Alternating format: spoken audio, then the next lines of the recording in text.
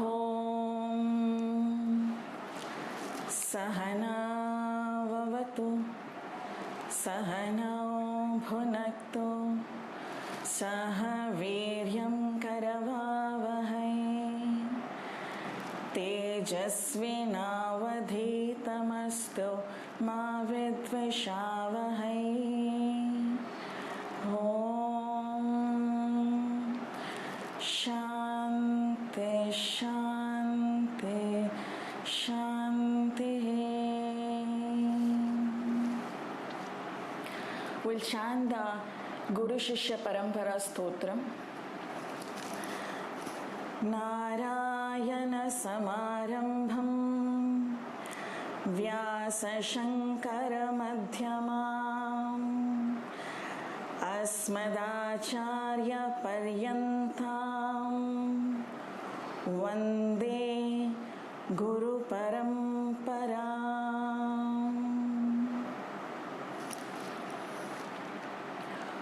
On this auspicious occasion of Guru Purnima, I bow down to the galaxy of sages and saints who has passed on this knowledge of Vedanta to us. In ancient India, the Guru Shishya Parampara, or the preceptor-disciple lineage, has commanded the greatest respect.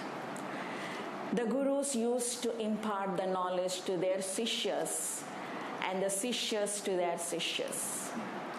Fathers used to take this knowledge from the Gurus and pass on to their children. We do not know when this parampara has started. So as much as the mind can go back, we say Narayana Samarambham.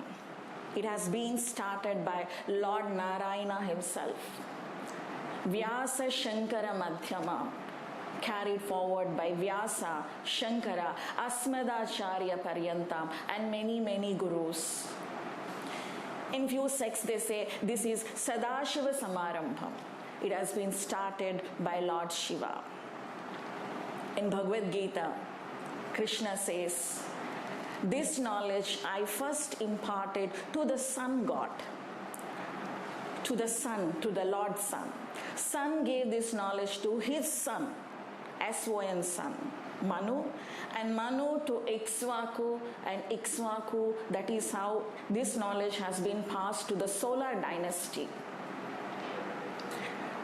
So Guru means Gokarasthvandvakaro vai, Rukarasthva nivartakaha, Andhakara nirodhitva, Sadguru ityadidhiyate. The only task of Guru is to remove the ignorance from our lives. A Sadguru is one who understands the state of the student, drops to his level, and gradually pushes him to the higher understanding. Without the help of Guru, it is impossible for us to understand the scriptures. Scriptures has got its own glory. It has got its own grandeur. A lay person, when contacts the scriptures, it goes above his head. So the Guru is one who takes the scriptural knowledge and passes on to the student based on the level of the student. There is a beautiful story in Shiva Puranam. In Shiva Puranam, Bhagiratha, the king Bhagiratha, prays to goddess Ganga. It is said that at that time Ganga was flowing in the heaven. Bhagiratha prays to goddess Ganga to dawn onto the earth, because on earth there is no plenty of water. Ganga appears and immediately agrees to Bhagiratha.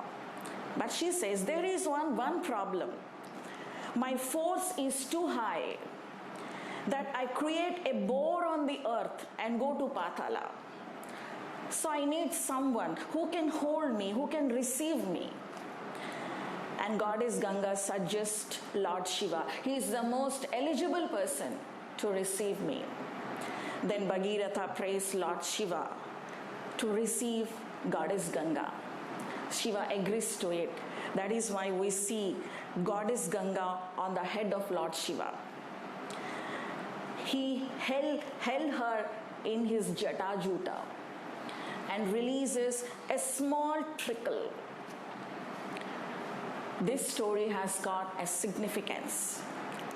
Goddess Ganga represents scriptures and Shiva represents Guru. So as I said, the standard of the scriptures is so high that we cannot understand directly. If you open Gita or Upanishads, you cannot understand anything. So the Guru is the one who understands the whole scriptures and gives to the student as a dosage, a small dosage, that is a trickle coming from Shiva's head. Even in Bhagavad Gita, we saw. In the second chapter, Krishna gives the highest philosophy to Arjuna. Arjuna cannot understand anything. He drops his level. Even then Arjuna cannot understand. He drops his level still more to make Arjuna understand. Let me tell you, what the gurus are doing is a spoon feeding. If I give you a pineapple and say eat it, it's very difficult for you to eat. Guru is the one who peels the pineapple, cuts into pieces, crushes it, puts an ice cube and gives it to you, a ready-made drink. This is the ready-made knowledge. In Upanishads, the Upanishads is nothing but the conversation between the Guru and the Sishya. Each Upanishad has got few topics, say 3 topics or 4 topics. In the first topic, the Guru explains the importance of knowledge. He says how important the knowledge is and he condemns the idol worship. In the second topic, because not everyone can take the knowledge, in the second topic, Guru says, okay, you cannot take the knowledge, no problem. You perform karma. In the third topic, you cannot even perform karma, no problem. The same knowledge he puts in the form of stories. He supports idol worship. The Guru who denounced the idol worship in the topic 1, the same Guru supports the idol worship in the topic 3. This is an incredible perception. That's why people sometimes have complained. Adi Shankaracharya, who has established the Advaitam, why he has supported idol worship? Or Ramana Maharshi, who only speaks of Advaitam, why he also asked us to follow the rituals at some point? This is because the Gurus go to the level of the student. They prescribe according to our need, according to our state of mind. Now, what kind of knowledge these Gurus impart us? The Gurus give the knowledge of yourself. They introduce yourself to yourself. You think you know who you are. You know not. You are far, far subtler than what you are believing at this moment. All your problems boils down to one single problem: not understanding your real nature. The worry, the anxiety, the strife, the struggle you go through in life is because of not understanding my inherent being. You may think, I know who I am. Tell me who you are. If I ask you who you are, you will tell me your name. This is me. That is your name given to you to relate with the world. You are there even before your name. Okay, this physical body is me. Which physical body is you? You are not changing once in 5 years. You are changing in every split second. Before you born also you were there. You were there in mother's womb at 7th month. In 6 months you were there. In 5 months you were just developed. At 3rd month you were like a lump of muscle. At 2nd month you were like the shape of an egg. And in the 1st month you were like a small insect. Before that also you were there in father's womb. Once you has come out, infancy and then childhood and then adolescence and then middle age and then disease, decay and death. In the entire journey, which is your physical body? Can you tell this is my physical body? The moment you had shown, you are changed. Which is your physical body? I say this is my watch. I say this is my computer. I say this is my book, and I'm saying this is my body, this is my physical body. When I'm saying this is my physical body, it means I am separate from my physical body. You are not the body, you are the one who is seeing the body at this moment. You are not the name, you are not the form. Then is these thoughts me? Is the thoughts which are flowing continuously, am I the thoughts? Which thought is you? Sometimes your thoughts are so refined. Sometimes your thoughts are so ridiculous. The refined thought is you, or the ridiculous thought is you. Once you say I'm happy, once you say I'm sad, you are the one who is happy or you are the one who is sad. Who are you? In the childhood you say I am the boy, and then you say I am the adolescent, and then you say I am the middle-aged person, then you say I am the old person, deceased person. The boy is separate from the infant is separate from the boy is separate from the adolescent is separate from the middle-aged person is separate from the oldest person. Who are you? But this I, at one time you say I am the boy, at another time you say I am the adolescent, at another time you say I am the middle-aged person. The I is more constant. The stages are changing. Who is this I? When my husband comes, I become the wife. When my son comes, I become the mother. When my brother comes, I become the sister. When my guru comes, I become the sishya. When my sishya comes, I become the guru. I'm playing many roles. I'm pervading in all the roles. But who am I in all the roles? If I ask you, who are you? You can introduce yourself only with reference to someone. I am his daughter, or I am his wife. No, I am not interested in all that. They are the roles you are playing. I am more interested in knowing who are you. What is your real identity? I don't know. That's what I'm saying. You don't know. In the waking state, you assume this waking personality and you say, this is me. In the waking state, you may be a multi-millionaire. In the dream state, you may dream as if you are a pauper. In the deep sleep state, you say, I am nothing. But in the waking state, you yourself saying, I am this.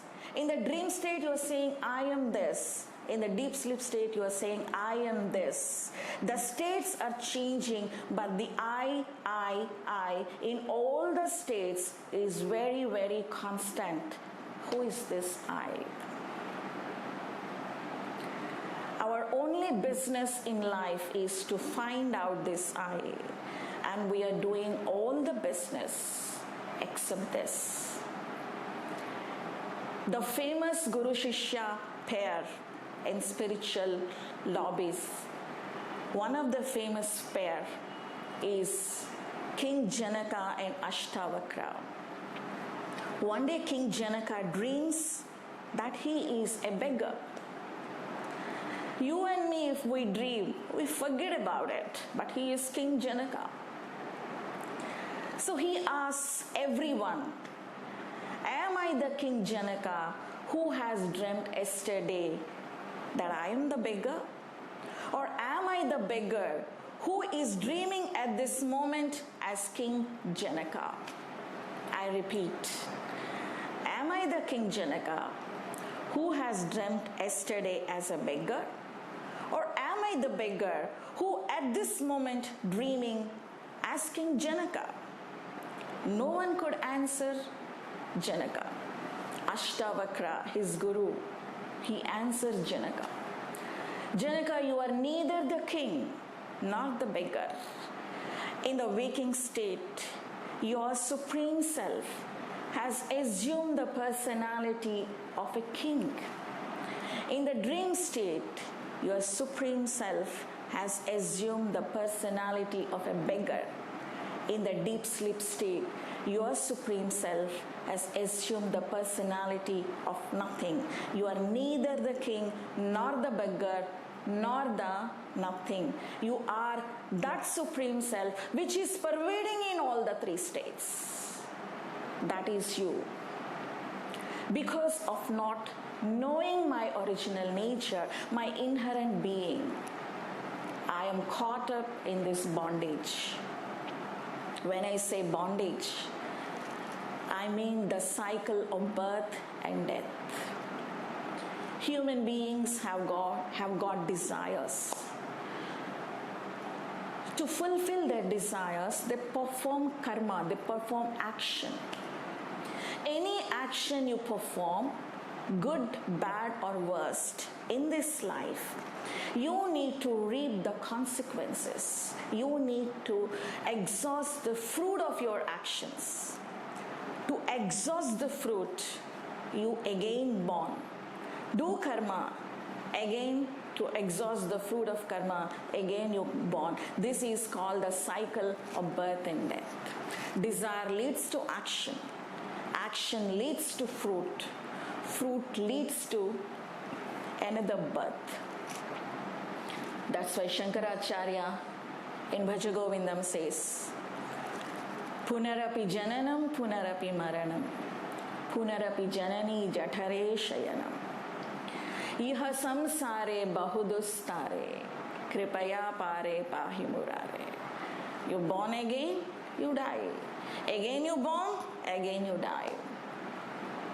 You born, you crawl, you talk, you walk, go to school, go to college, get into a job, and then get married, produce children.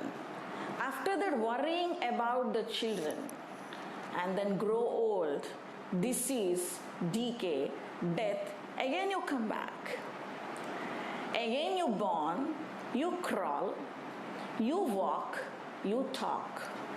Go to the school, go to the college, get into a job, get married, produce children, worry about the children, and then old days, disease, decay, death. Again you come back. This is happening. We don't know when this has started.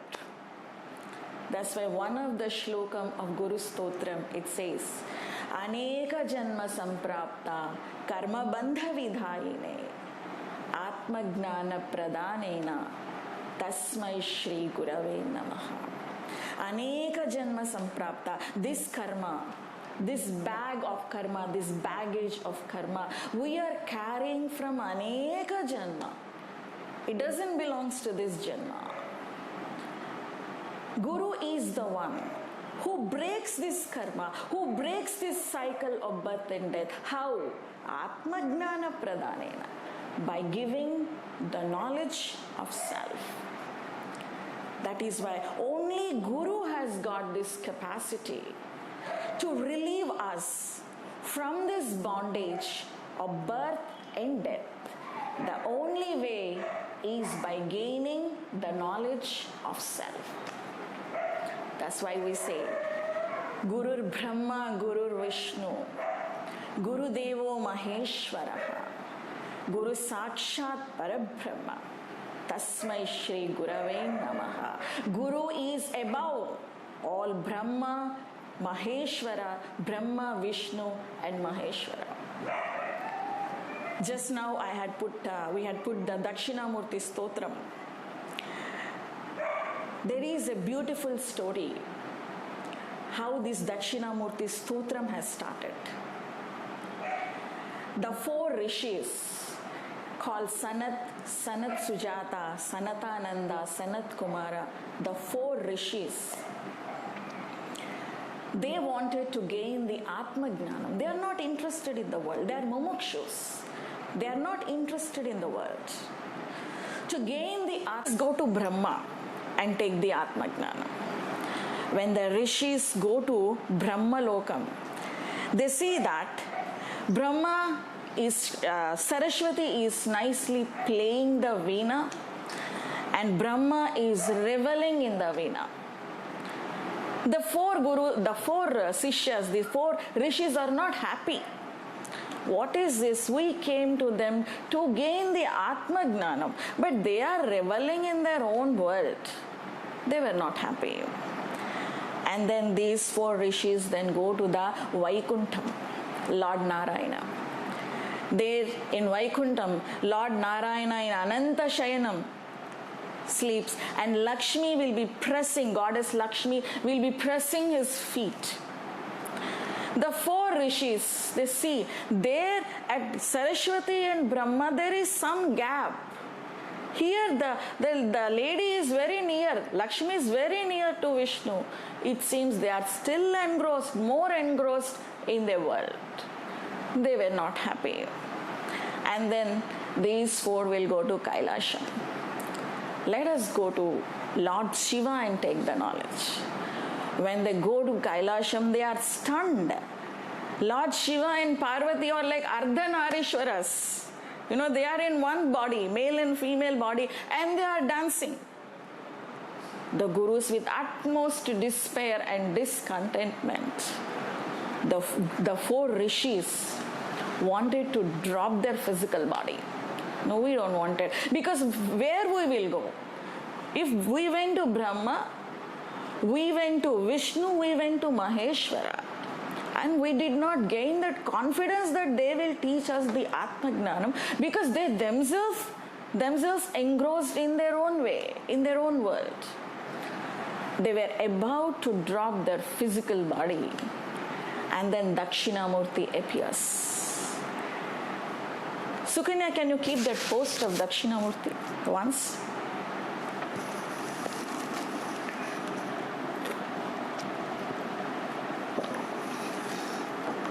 See the Dakshinamurti, you're seeing the 4 rishis near the feet of Dakshinamurti. Those 4 rishis are Sanat, Sanat Kumara, Sanatananda, Sanat Sujata. See, these 4 rishis, this pic has got a significance.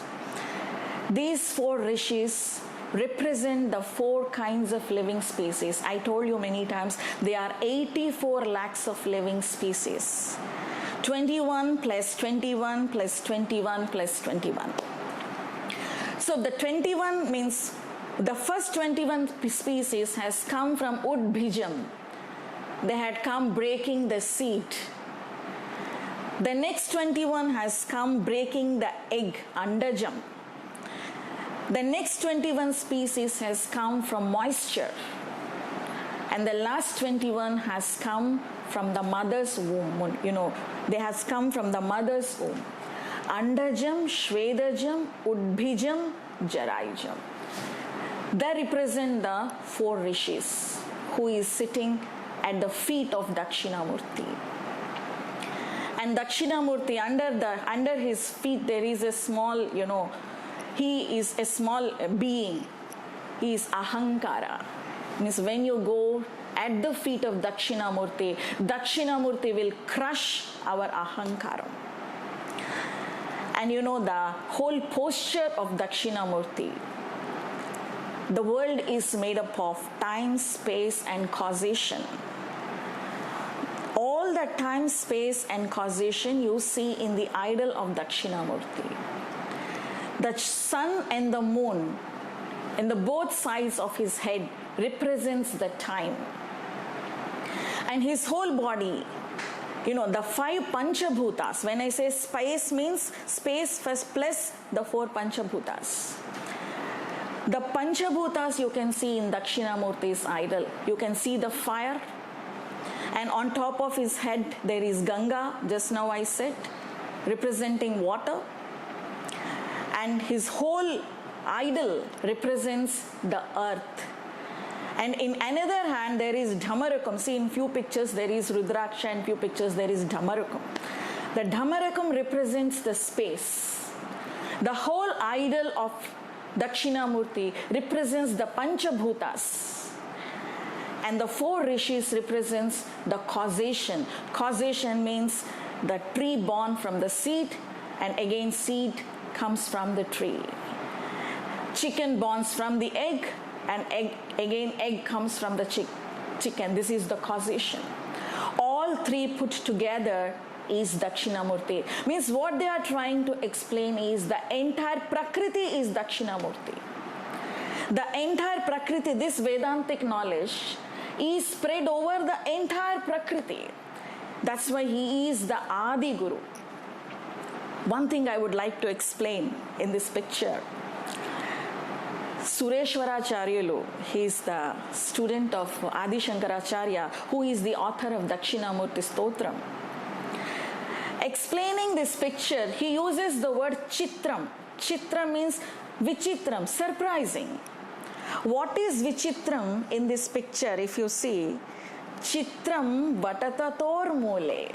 Vatatator Mule means Dakshinamurti is preaching under the peepal tree. It's the most flimsy tree because the roots are on the surface. When any cyclone comes, this tree will disappear first. So this is Chitram, that how Dakshinamurti is teaching Atmagnanam under that tree. And next Chitram in this picture is Vriddha Sishya Gurur Yuva. See, the Sishyas are old and the Guru is young. Whereas we know in other knowledges, the Guru should be old and the Sishyas should be young. This means Jnanam Nitya Yavvanam. Means when you gain, means the Jnanam, the knowledge what the Gurus are preaching us, it is Nitya Yavvanam, it is evergreen. It will not change along with the time and space. Okay, and what is the third Chitram in this picture is, it is said that Dakshinamurti preached, given the knowledge of self in Maunam. In silence, he has imparted the knowledge of self. Mauna Vyakhyanam Prakatita Parabrahma Tattvam. How it is? Chitram. Can you teach someone with Maunam? No, but Dakshinamurti taught Atmagnanam to the Sishyas in Maunam. He did not open his mouth. And the last Chitram is Chinna Samshayaha. The Sishyas, all their doubts and confusions were clarified. This is the last Chitram. This is written by Sureshwaracharyalu. So he also writes, Nidhaye Sarva Vidyanam, Bhishaje Sarva Roginam, Gurave Sarva Lokanam, Dakshinamurtaye Namaha. Nidhaye Sarva Vidyanam means he is the Nidhi, he is the treasure of all the knowledges. Bhishaje Sarva Rogina. Bhishaje means in Sanskrit doctor. When you have a physical disease, you go to the doctor and get the cure. But if you have a mental disease, means if you are not able to handle the samsara you had created, who will help you? Dakshinamurti will help you. That's why Bhishaje Bhava Roginam. Bhava means samsara. When this samsaram itself becomes a rogam, only person who can help me is the Dakshinamurti. And then Gurave Sarvalokana. He is the Guru, Adi Guru to the entire living species. I just wanted to explain. Sukanya, you can remove it. So one thing, these gurus not only give us knowledge, any traditional student will understand this, that the Guru's daya is abundant. His grace, his daya is abundant. I will explain you with an example. You went outside. On the road, you saw a rope and mistaken it with a snake. The moment you had mistaken the rope with the snake, you were caught up in the imaginary fears of the snake. Oh my God, the snake will hiss me. Oh my God, the snake will bite me. You caught up in the imaginary fears because you had mistaken it. The Guru knows that there is no snake at all. What is there is only the rope, nothing else. So here, one who knows there is no snake at all, what is there is only rope, is giving medicine to one who is seeing the snake. What will you do, tell me? Suppose you are going out, you understood that it is a rope, it is not a snake. Someone else misunderstood the rope as a snake and he is grieving, he is crying. What would you do? You will tell once, no, this is not a snake, this is a rope. You will tell twice, you will tell thrice, and then you forget about it. Stupid fellow, not able to understand. You move on. But the Gurus did not do like that. No Guru, they need not have to teach us. Because they know that all our problems are imaginary. They know that though our problems are imaginary, our suffering is real. Our suffering is true. To remove us from our imaginary sufferings, these Gurus has dedicated their life. These Gurus has dedicated their life for us. If this is not daya, tell me what is daya. People have complaints about Gurus. Why this Guru is very angry? And Shankaracharya, why he says Mudha, Mudha again and again. Bhajagovindam starts with Bhajagovindam, Bhajagovindam, Govindam, Bhaja Mudha Mate, oh Mudha. And then immediately in the second shlokam he says Mudha Jahihi Dhanagama Trishnam, Krusad Buddhim Manasavi Trishna. Again he says Mudha. Why they are saying Mudha? At least Shankara left us saying Mudha. If you go to Upanishads, the masters say Pramudha means supreme fool. And then still master go to the level of Vimudha means colossal fool you are. Why they are saying us fools? It is their daya, it is their karuna, it is their love. Your house is burning and you are sipping the coffee. Will any Guru will come and say, Sahana Bhavatu, Sahana Bhunaktu like me? He's a stupid fellow, get up and protect your house. It's burning. They know our time constraint. They know that our time is very less. Sometimes that's why they speak in that tone. It's not that they are angry on us. I give an example. Suppose you have two sons, say two sons, the elder one and the younger one. The elder one is always good in studies. The younger one, forget about it. You have no, means you had left him. Because he's useless fellow. Before the day of exam, says tomorrow there is an exam. Today both the fellows went outside for playing whole the day. When they both come back to home, will you scold the younger one or the elder one? Obviously the elder one, not the younger one. Because the younger one, you understand, yeah, he's a useless fellow and left him. But the elder fellow has got the capacity, has got the capability, eligibility. You scold him. The Gurus scoldings or with extreme love that you got the capacity, you got the eligibility. Please use your equipment and try to understand, move into the higher dimensions of knowledge and understanding. The gurus has got their own way of teaching. I can go on actually another 2-3 hours, but because you will not sit, you will go if I keep going on. Another Guru Shishya pair in our spiritual lobbies is Namdev and Vishwabhakechar. You all know that Namdev is an ardent bhakta. He is a bhakta of Panduranga. He only sees Panduranga. In animals, in trees, in plants, in everyone, he sees only Panduranga, Panduranga. But somewhere he has the feeling that Panduranga is separate from him. Panduranga is separate and he is separate. Namdev every day used to offer milk to Panduranga. One day, for some reasons, he is not able to offer milk to Panduranga. He is very much depressed. He's sitting and crying that today I'm not able to offer milk to Panduranga. One person suggests Namdev, Namdev, your bhakti is outstanding. But your bhakti should be supported with knowledge. Then he asks, who will give me knowledge? Then he says, there is a temple. In the temple, Shiva temple, you will see Vishwabhakechar. He is a knowledgeable person. Please go and see him once.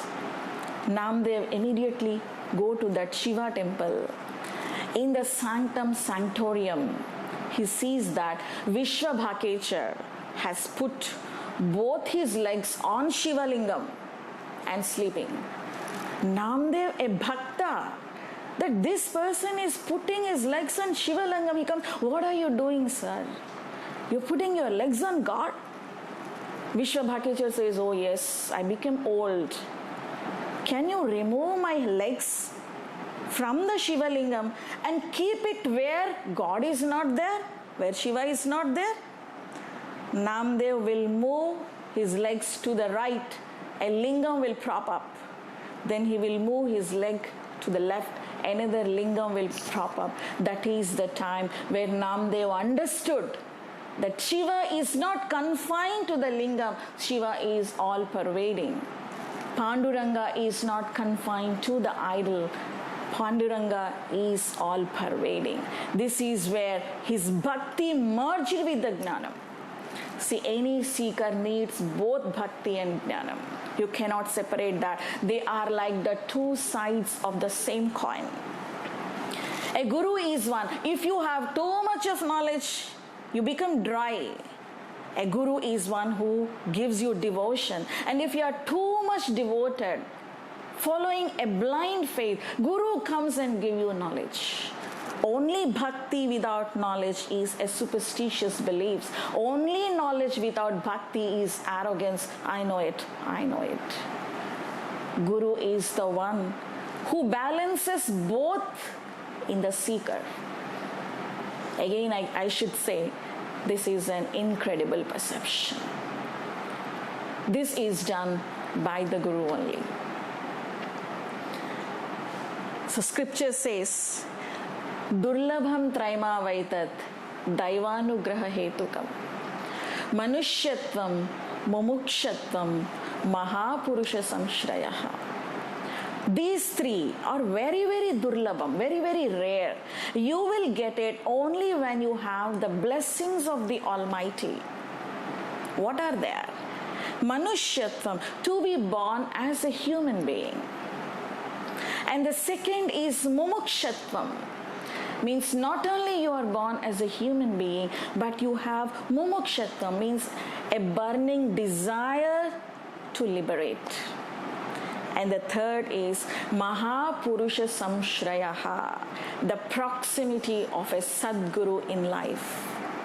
This is possible only when you have Daivanugraham. How do you get a Guru in life? It is only and only by surrender. Only by surrender. The surrender plays a major role in a seeker's life. You can take any amount of time to select a guru, no problem. But when you accepted someone as your guru, you need to follow him implicitly. You need to have that faith and surrender. The moment you do not have that faith and surrender, it impedes the knowledge. Lack of surrender impedes the intake of knowledge. You can't take it. A true Sishya is one who takes the whole knowledge from the Guru.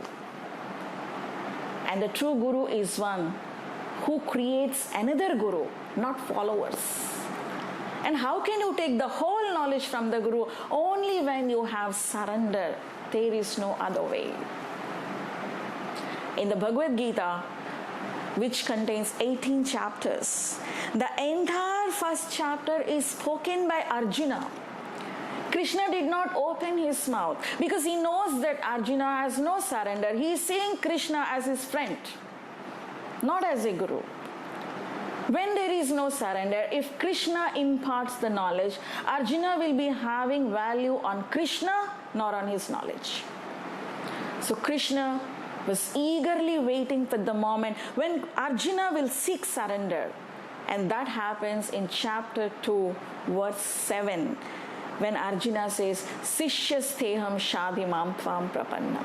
I am your Sishya, O Krishna.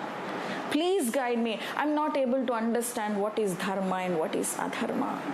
Please guide me. That is the time when Krishna opens his mouth and gives the knowledge of Bhagavad Gita. One of the doha of Kabir, I remember, where he says, Ye tan vish ki berali, Guru Amrit ki khan, sheesh jhuke jo Guru mile, ye bhi sasta jaan Kabira, ye bhi sasta jaan.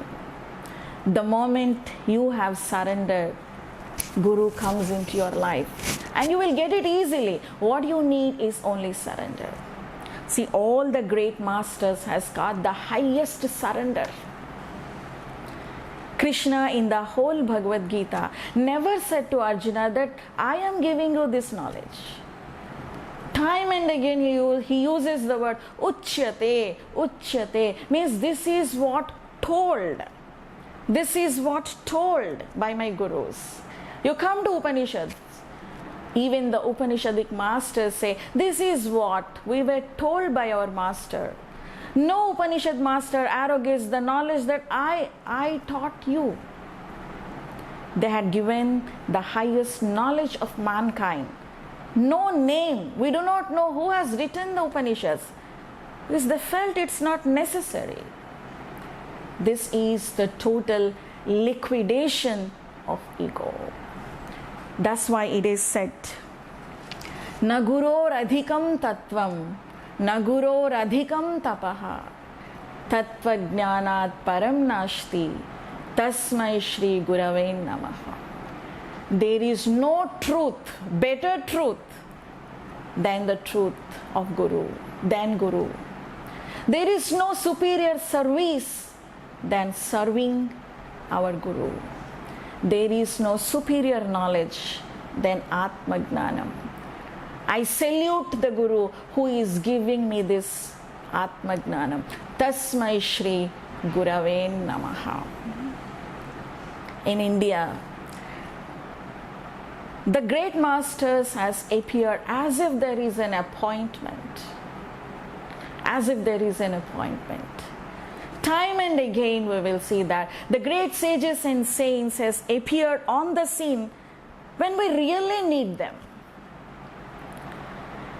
In Treta Yugam, Rama appeared, and he killed Ravana, Kumbhakarna, Vali, and he has protected Sugriva and Vibhishana.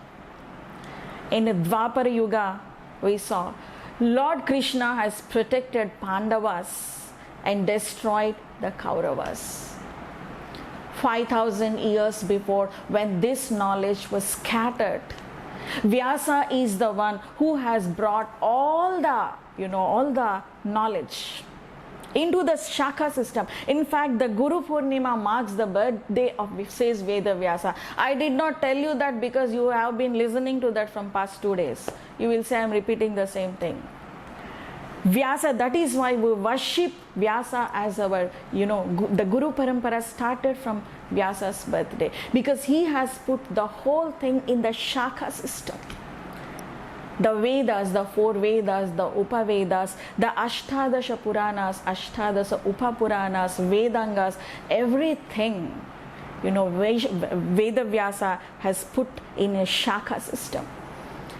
That is why we can able to, in the modern age, we can able to sit and talk about this knowledge. It is because of his grace. And at 700 AD, when again this knowledge was disappearing, Shankara, Madhvacharya, Ramanujacharya, at that time people were converting into other religions, Islam and Christianity. And the Karma Kanda people were doing at the point of fault. This is the time again these masters has established the knowledge. In Bhagavad Gita, Lord declares, Yada yada hi dharmasya glanir-bhavati bharataha abhyudhanam adharmasya tadatmanam shrujamyaham paritranaya sadhunam vinashaya cha dushkritam dharma samsthapanarthaya sambhavami yuge yuge. Yada yada hi dharmasya. This is Lord's promise to all of us. This is the Lord's promise to the humanity. Yada yada hi dharmasya glanir bhavati bharataha. Whenever there is a decline of dharma and adharma increases, sambhavami yuge yuge, I born again and again to protect the virtuous and to punish the vicious. I born means a guru borns in the same. See, the world is an admixture of good and bad. The good cannot continue for a long time without the help of godly people. No human being should be taught towards materiality and sensuality. They are automatically prone to it. When this becomes more, they hit to the bottom and deteriorate. This is the time a Sadguru or a Jagat Guru appears and lifts the humanity towards the Dharma. So people say the Dharma will decline one day. No, you don't worry about it. Lord is there to see it, because he already promised us in Bhagavad Gita. We need to take care of ourselves. These are the few things I shared with you about our masters and their parampara. As I started saying that, the gurus used to means this knowledge was coming down, passing down. But unfortunately, this knowledge is no more passing down. There is a breakdown to this chain, because people have started showing more interest towards their professional careers rather than trying to understand the knowledge of life. I'm not saying that the knowledge is totally disappeared, but this is not much into use. And this is the only reason for all the chaos in the modern world. If you want to rehabilitate your inner strength in the present condition, in the present challenging times, there is only one way. The only one door is to knock our ancient wisdom, our wisdom of Bharat. With the same idea, we had started this channel. And we will be going to do many, many things in future. With the blessings of the Almighty and the Gurus and all your support, we will definitely reach our goal. So I leave you with all these thoughts. Thank you so much. Thank you so much.